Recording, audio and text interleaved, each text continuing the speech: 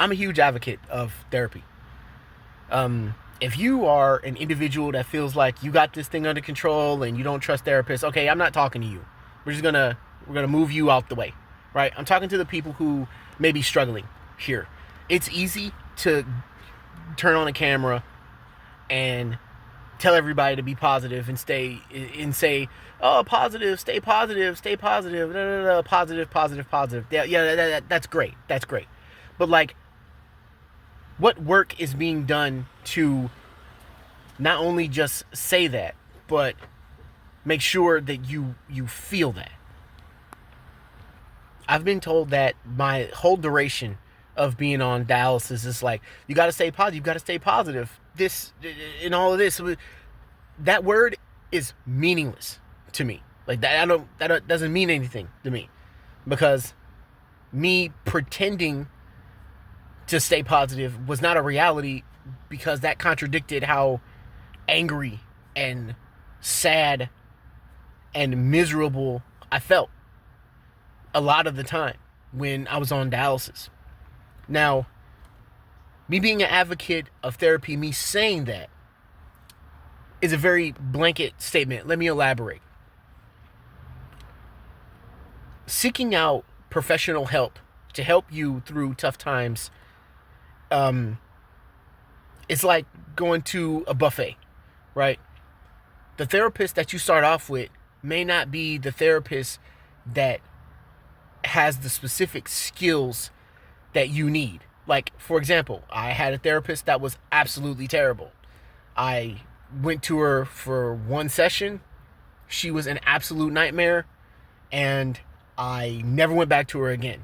So I had to keep searching until I found the right therapist for me to actually assist me in learning skills how to cope and deal with the trauma I was experiencing from being on dialysis.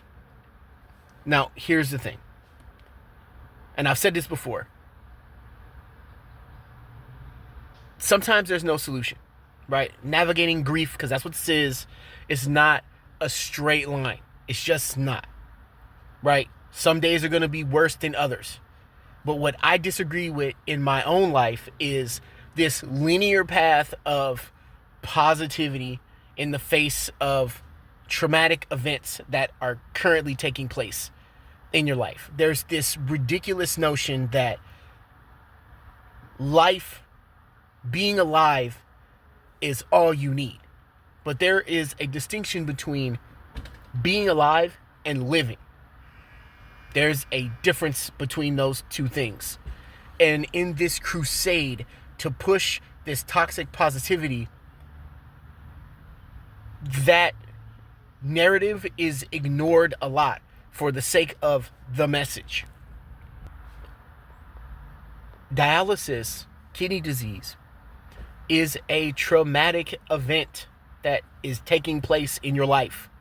I do not think, no, it is not healthy to ignore the feelings that come along with that. Dialysis is incredibly stressful. It's very taxing. And it's not fun. No matter what anybody says, I don't care how positive a person you are, dialysis is not fun for anybody. Nobody wants to be in this space. Or some people do, but that's a topic for another time. Therapy is about a lot of things.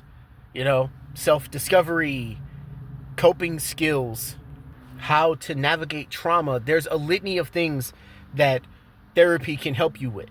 And if you find the right therapy, the right therapist to give you those skills, it makes it easier for you to do those things. Not to say that it's not going to be hard. It is.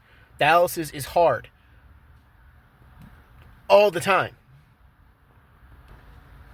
And sometimes self-improvement can be difficult to do in a vacuum when you're the only person that's judging what that is.